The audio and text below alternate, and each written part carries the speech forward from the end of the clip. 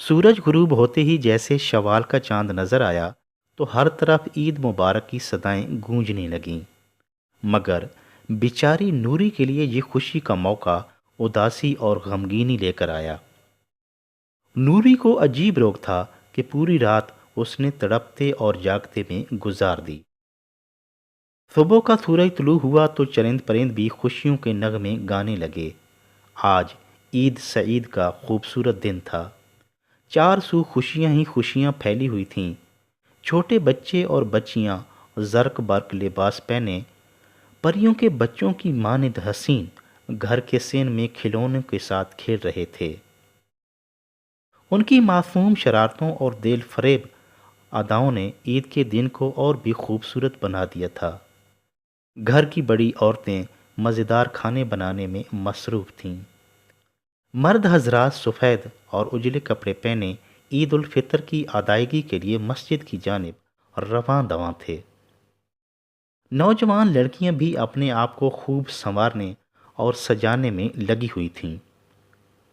वो खूबसूरत लिबास पहने, हाथ और पाँव में मेहंदी लगाए, बाल संवारे जब अपनी सहेलियों के संग बाहर निकलती तो रंगदार चूड़ियों की छन छन और एड़ियों को बोसा देते चमकदार सितारों वाले लंबे परांदे और उनकी दिलकश मुस्कुराहटें अजीब समा बांध देतीं। जब तमाम सहेलियां इकट्ठी हो जातीं तो ऐसे लगता कि जन्नत की हूरें आज ज़मीन पर उतर आई हूं। गो के बाहर का मौसम बहुत खूबसूरत था, मगर नूरी के अंदर क्या भांभड़ बल रहे थे किसी को क्या मालूम। वो कमरे के अंदर बंद, सर घुटनों में दिए, अजीब बेकरारी और उदासी की कैफियत में अधमुई बनी बैठी थी। नूरी, जिसका पूरा नाम नूर फातिमा था, जब पैदा हुई तो इतनी हसीन व जमील थी कि वालदैन उसे अपनी आंखों का नूर कहते और उसी वजह से उसका नाम नूर फातिमा रखा गया, जिसे सब प्यार से नूरी पुकारते। नूरी ने माँ बाप के हाथों में खेलते खेलते बहुत ही जल्द जवानी की दहलीज पर कदम रख दिया। वैसे तो वो एक मासूम और भोली भाली लड़की थी, मगर तीखे नकूश, मोटी मोटी चमकती हुई आंखें, ऊंचा लंबा कद, भरा भरा वजूद और गोरा चिट्टा रंग उसे एक मुकम्मल औरत के रूप में ढाल चुका था। एक दोपहर नूरी का वालिद काम काज से फारिग होकर घर आया तो नूरी खिलौनों और गुड़िया से खेल रही थी। बाप चंद लम्हे तो अपनी मासूम गुड़िया को देखता रहा और फिर नम आंखों के साथ आगे बढ़ गया। थोड़ी देर के बाद जब नूरी खेल कर थकी तो अपने कमरे की तरफ जाते हुए वालिद की आवाज़ सुनकर रुक गई। उसका वालिद नूरी की माँ से कह रहा था कि हमारी बेटी माशाल्लाह जवान हो चुकी है, हमें उसके रिश्ते के बारे गौर व फिक्र करना चाहिए। वालिद की बात सुनकर नूरी की माँ तड़प उठी कि जैसे कह रही हो ऐसा नहीं हो सकता, मैं अपने जिगर का टुकड़ा जुदा नहीं कर सकती। लेकिन अगले ही लम्हे वो संजीदा हो गई और कहने लगी, हाँ, बेटियां तो पराया धन होती हैं, एक दिन तो उन्हें पिया घर सुधारना ही होता है। नूरी का बाप बोला, बड़ा भाई कई बार मुझे कह चुका है कि नूरी का हाथ बड़े बेटे अहमद के लिए मुनासिब रहेगा। मेरा भी यही इरादा है। भतीजे अहमद और नूरी बेटी की जोड़ी खूब सजेगी। अहमद का नाम सुनकर नूरी को बहुत अच्छा लगा, क्योंकि दोनों हम उम्र थे और बचपन इकट्ठा खेलते गुजरा था। मगर नूरी की माँ ने अहमद का नाम सुनते ही मुंह बसोरा और बोली, ना नूरी की अब्बा ना, मैं तो नूरी बेटी को किसी उच्चे और रजे हुए घर में ब्याऊंगी, जहां पर वो सारी जिंदगी राज करेगी। नूरी के अब्बा ने कहा कि अच्छी तरह सोच ले, मेरे ख्याल में तो भतीजे अहमद का रिश्ता बेहतर रहेगा और यूं हम दोनों भाई एक दूसरे के करीब हो जाएंगे। इतना कहकर वो बाहर निकल गए, मगर नूरी की माँ को ये बात पसंद न आई। एक रोज़ नूरी की माँ घर से बाहर निकली तो जीले की माँ उसे पकड़कर अपनी हवेली में ले आई। वो दूर के रिश्तेदार थे, مگر نوری کی ماں کا ادھر آنا جانا زیادہ نہیں تھا۔ وہ اندر داخل ہوئی تو شاندار اور نئی تعمیر شدہ حویلی دیکھ کر دنگ رہ گئی۔ جیلے کی ماں نے اسے حویلی کا ایک ایک کمرہ دکھایا اور آخر میں اس بڑے اور قیمتی سامان سے بھرے کمرے میں جا کے بٹھایا جسے جیلے نے خاص طور پر اپنے لیے بنوایا تھا۔ نوری کی ماں کمرے میں داخل ہوتے ہی پھٹی پھٹی نظروں سے ارد گرد دیکھنے لگی اور یوں جیلے کی ماں اپنی دولت سے اسے مرعوب کرنے میں کامیاب ہو گئی۔ نوری کی ماں کی خوب خاطر مدارت کی اور آخر میں اپنے دل کی بات کہہ دی اور جیلے کے لیے نوری کا رشتہ مانگ لیا۔ یہ سنتے ہی نوری کی ماں کی آنکھوں میں چمک آ گئی کہ جو خواب وہ نوری کے لیے اپنے آنکھوں میں سجائے ہوئے ہے وہ پورے ہونے کا وقت آ گیا ہے اور نوری اس بڑی سی حویلی میں راج کرے گی۔ جیلا، جس کا اصل نام جلیل تھا مگر سب اسے جیلا پکارتے تھے، جیلا نوری سے 10 سال بڑا تھا۔ والد کی گو کہ کافی ساری زمین تھی مگر جیلے نے کھیتی باڑی کی بجائے دبئی جانے کو ترجیح دی۔ وہ کئی سالوں سے دبئی میں کام کر رہا تھا اور اچھی تنخواہ تھی۔ اس نے دبئی کی کمائی سے پرانی حویلی کو از سر نو تعمیر کروایا، اپنی ہونے والی دلہن کے لیے خاص کمرہ بنوایا جو آج دیکھ کر نوری کی ماں کے دل میں کھب گیا تھا۔ چند دنوں کے بعد جیلے کی ماں اور باپ باقاعدہ رشتہ مانگنے کے لیے نوری کے گھر بہت سے تحفے تحائف لے کر پہنچ گئے۔ نوری اور اس کے والد کے نہ چاہنے کے باوجود نوری کی والدہ نے اس رشتے کے لیے ہاں کر دی۔ یوں 6 ماہ بعد جیلے کے دبئی سے چھٹی آنے پر خوب دھوم دھام سے شادی کر دی گئی۔ جیلا ویسے تو لاپرواہ اور اکھڑ مزاج نوجوان تھا مگر نوری کے حسن کے آگے دل ہار بیٹھا اور دل و جان سے نئی نویلی دلہن کے ساتھ زندگی سے لطف اندوز ہونے لگا۔ جیلا نوری کا ہر طرح سے خیال رکھتا اور واقعی نوری اس حویلی میں راج کرنے لگی۔ نوری نے بھی جیلے کی بے پناہ محبت کو دیکھتے ہوئے اسے دل سے قبول کر لیا۔ نوری کو ہنستا مسکراتا اور خوش دیکھ کر نوری کا ابا بھی اس رشتے سے مطمئن ہو گیا۔ جیلا 4 ماہ کی چھٹی ختم ہوتے ہی دبئی روانہ ہو گیا اور نوری کے ساتھ وعدہ کر گیا کہ وہ جلد ہی واپس آ جائے گا اور مستقل طور پر نوری کے ساتھ رہ کر زمینوں کی دیکھ بھال کرے گا۔ نوری نے نم آنکھوں کے ساتھ جیلے کو روانہ کیا اور پھر بڑی بےتابی سے جیلے کی واپسی کا راہ تکنے لگی۔ جیلا ہر ماہ ایک اچھی بھلی رقم الگ سے نوری کے لیے بھجواتا رہا مگر 3 سال گزر گئے، جیلا واپس نہ آ سکا۔ پچھلے سال عید پر جیلے نے پکا وعدہ کیا تھا لیکن پھر بھی نہ آیا۔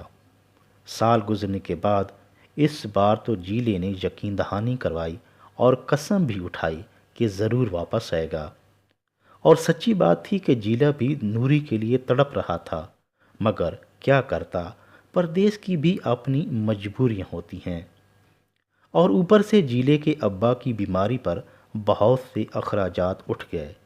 جیلا چھوٹی بہن کی شادی کے لیے بھی فکر مند تھا، بس اسی چکر میں اسے 3 سال گزر گئے اور یہ عید بھی نوری کو جیلے کے بغیر گزارنی تھی۔ نوری پلنگ سے اٹھی اور شیشے کے سامنے جا کر کھڑی ہو گئی۔ الجھے ہوئے بال، سوجی ہوئی لال آنکھیں، سلوٹ زدہ کپڑے اور تھکا ہوا وجود اس بیچاری کی بے بسی، لاچاری، قرب اور اذیت کا ماتم کر رہا تھا۔ اسے شیشے پر بہت غصہ آیا اور بڑبڑاتی ہوئی بڑی سی چادر لپیٹ کر باہر نکل آئی اور سیڑھیاں چڑھ کر چھت پر جا پہنچی۔ وہ ارد گرد دیکھ ہی رہی تھی کہ سامنے گلی سے احمد عید کی نماز پڑھ کر گھر واپس آ رہا تھا۔ احمد نے سفید بوسکی کی قمیض شلوار، سر پر کلف لگی پگڑی اور پاؤں میں تلے والا خصا پہن رکھا تھا جو کہ اس پہ بہت سج رہا تھا۔ احمد پر نظر پڑتے ہی نوری کے چہرے پر مسکراہٹ پھیل گئی۔ آخر उनका बचपन इकट्ठा गुजरा था। इतने में अहमद घर के दरवाजे पर पहुंच गया। अहमद का घर नूरी के घर के करीब था और छत से साफ नजर आता था। दरवाज़ा खटखटाने पर अंदर से उसकी बीवी, जो चंद माह पहले ही अहमद की रफ़ीक हयात बनी थी और उसी कपड़े जेब तन किए, चूड़ियाँ और जेवर पहने दौड़कर दरवाजे पर आई। दरवाज़ा खुलते ही अहमद ने चांद जैसी हसीन बीवी को मुबारकबाद दी और बाहों में लेकर सीने से लगा लिया। वो काफ़ी देर तक बातें करते रहे, हंसते रहे और मुस्कुराते रहे। वो दुनिया से बेनियाज अपनी अलग दुनिया में महव थे और फिर एक दूसरे का हाथ पकड़े अपने कमरे में दाखिल हो गए। ये मंजर देखकर नूरी होश हवास में न रही। वो दीवानावार सीढ़ियों से उतरी और कमरे में दाखिल होते ही पलंग पर ढह गई। वो बच्चों की तरह बिलिक बिलिक कर रोने लगी, आहें भरने लगी, झटके लेने लगी, तड़पते तड़पते बेसुध हो गई। चीखों पुकार की आवाज़ सुनकर उसकी सास दौड़ी हुई आई और उसके तड़पते वजूद को संभालने लगी। वो दम वाला पानी पिलाने लगी और मुंह पर छींटे मारने लगी, मगर नूरी को सुकून कहाँ। नूरी की माँ को खबर हुई तो भागी भागी आई और नूरी के साथ लिपट गई। गांव की सब औरतें इकट्ठी हो गईं और नूरी की हालत देखकर मुख्तलिफ तबसरे करने लगीं। नूरी की सास बोली, शहर के मशहूर आमिल के पास नूरी को लेकर गई थी। वो कहता है इससे कोई पुराना रोग है, बस इससे हर इतवार को ख़ास नाम करवाने लाई कर, आहिस्ता आहिस्ता ठीक हो जाएगी। माँ की आगोश में आते ही नूरी पर दौरे की शिद्दत कम होने लगी और नूरी की माँ को जो सूरतें और दुआएं याद थी पढ़ पढ़ कर दम करने लगी। कुछ देर के बाद नूरी की हालत संभलने लगी। उसने आंखें खोली तो माँ ने झुककर माथे पर बोसा दिया और उसे दिलासा देने लगी। नूरी देर तक माँ के चेहरे को टिकटिकी लगाकर देखती रही और फिर आंखें फेर कर सामने देखा तो दीवार पर लगी जीले की बड़ी सी तस्वीर नजर आई। वो गौर से उसे देखती रही और आंखों में आंसुओं की रवानी कम होने लगी। फिर बाएं तरफ नज़र दौड़ाई तो एक और तस्वीर देखकर उसके चेहरे पर मुस्कुराहट फैल गई। इस तस्वीर में नूरी जीले के दाएं मोंढे के साथ सर टेके मुस्कुरा रही है और जीला भी बहुत खुश नजर आ रहा है। तस्वीर को देखते देखते नूरी की हिचकिचियां आहिस्ता आहिस्ता कम होती गईं और फिर वो आंखें मूंदने लगी और नींद की आगोश में चली गई। वो ख्वाब में चीले की बाहों में झूल गई और इसके लम्स से पुरसुकून हो गई। नूरी की माँ ने उसके बेसुध वजूद पर चादर डाली और चुपके से बाहर आ गई। जहां आई हुई औरतों ने उससे नूरी की खैरियत पूछी। एक लहीम शहीम औरत ने नाक पर उंगली रखते हुए अफसोसनाक लहजे में कहा कि लगता है बेचारी को कोई वड्डा रोग है जो उसे अंदर से अंदर घुलाए जा रहा है। आहिस्ता आहिस्ता औरतें वापस जाने लगीं तो नूरी की सास और माँ ने अंदर जाकर नूरी का एक बार फिर जायज़ा लिया और सोता हुआ देखकर बाहर आ गईं। वो ये ना समझ पाई कि नूरी बेचारी को वड्डा रोग तो ज़रूर था, जिसका इलाज किसी डॉक्टर, हकीम या आमिल के पास नहीं था, बल्कि इस रोग का इलाज उसके सरताज, उसके प्यार और उसकी ज़िंदगी की बहार जीले के पास था, जिसे पाकर उसने अपना सब कुछ उसके हवाले कर दिया था। लेकिन जीला तो उससे हज़ारों मील दूर था और वसल की घड़ियां लंबी से लंबी ही होती जा रही थीं। जीले को नूरी से जुदा हुए 3 साल हो चुके थे। यूं साल में 2 ईदों के हिसाब से ये छठी ईद थी जो जीले के बगैर बेरंग व बेकैफ और उदास गुजर रही थी। जीला हर ईद पर उसे दिलासा देता कि वो आकर ईद उसके साथ मनाएगा, मगर 3 साल हो चुके थे जीले की राह तकते तकते। आखिर वो कोई बुत तो नहीं, नूरी जीती जागती चलती फिरती एहसासात और जज्बात से भरपूर एक इंसान थी। وہ پاکیزہ کردار کی مالک، عزت و عصمت کی حفاظت کرنے والی وہ جوان تھی۔ اس کے جذبات تھے مگر اس نے اپنی حفاظت کی، جیلے کے پیار کی چوکیداری کی کہ جس پر صرف جیلے کا حق تھا، جس کا مالک صرف اور صرف جیلا تھا۔ معلوم نہیں جیلے کے پاؤں میں کس مجبوری کی بیڑیاں پڑی تھیں کہ 3 سال گزر چکے تھے نوری کو اس کا راہ تکتے تکتے۔ سرد اور لمبی راتیں اور پھر تنہائی، یہ اذیت تو کوئی نوری سے پوچھے۔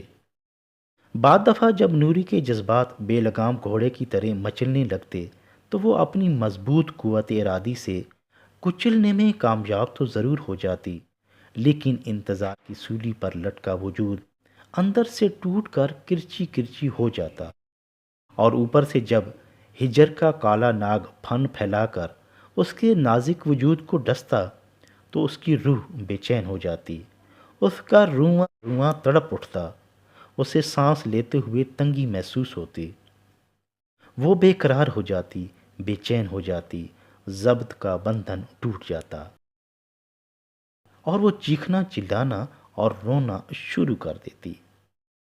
اس کی ساس سمجھتی کہ آصیب کا اثر ہے، اسے سایہ ہے، نوری کو کسی پرانے روگ کی وجہ سے دورہ پڑا ہے۔